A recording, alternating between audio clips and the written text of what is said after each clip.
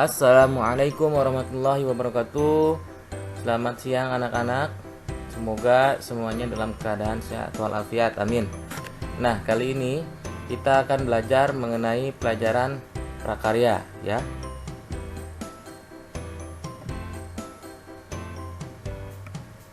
Materi yang akan kita bahas kali ini adalah bab 1 tentang kerajinan serat. Ya, kerajinan serat.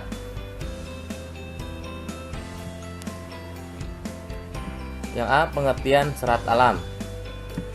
Bahan serat adalah suatu jenis bahan berupa potong-potongan komponen yang membentuk jaringan memanjang yang utuh.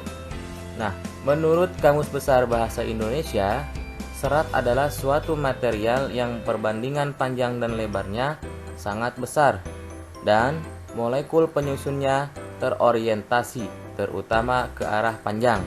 Ya, jadi serat itu lebih kepada panjangnya ya.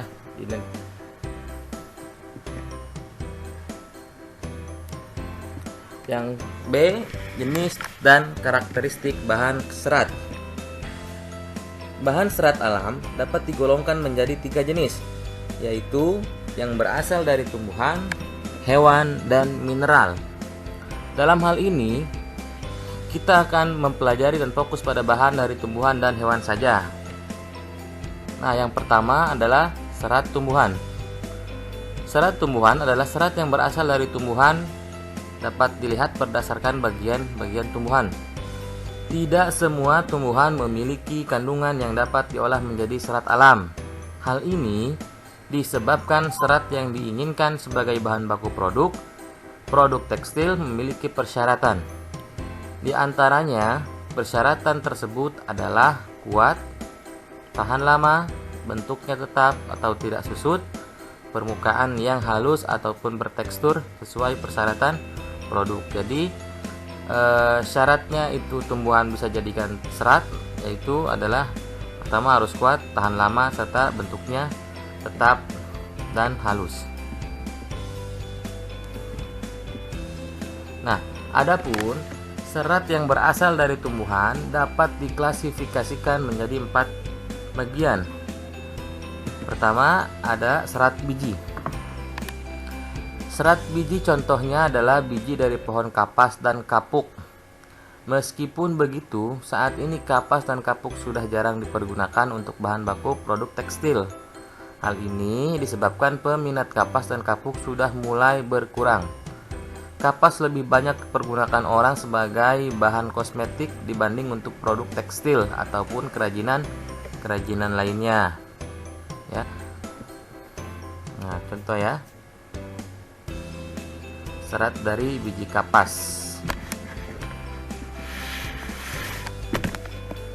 Yang B, serat dari batang. Serat dari batang, contohnya batang pohon anggrek, melinjo, mahkota dewa, beringin, yonkori, plak, zut, rosella, henep, rami, urena, kenap, dan sun. Ya. Yang C, serat berasal dari buah.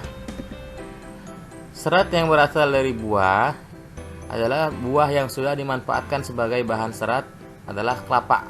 Ya, jadi yang paling banyak digunakan itu adalah pohon atau buah kelapa.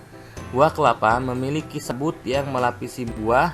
Sabut tersebut telah banyak digunakan sebagai bahan serat.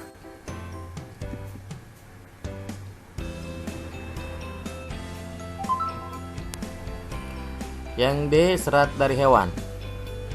Bagian hewan yang dimanfaatkan seratnya adalah bulu.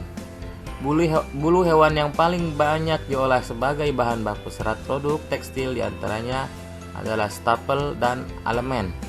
Nah, di bawah ini Bapak akan jelaskan tentang penggolongan serat dari hewan. Yang pertama adalah serat dari stapel. Stapel merupakan serat yang berbentuk rambut hewan yang disebut dengan wool.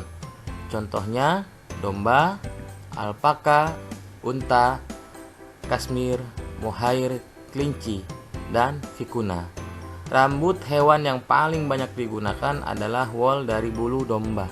Ya, jadi yang paling banyak digunakan itu adalah bulu domba. Selanjutnya adalah serat dari filamen.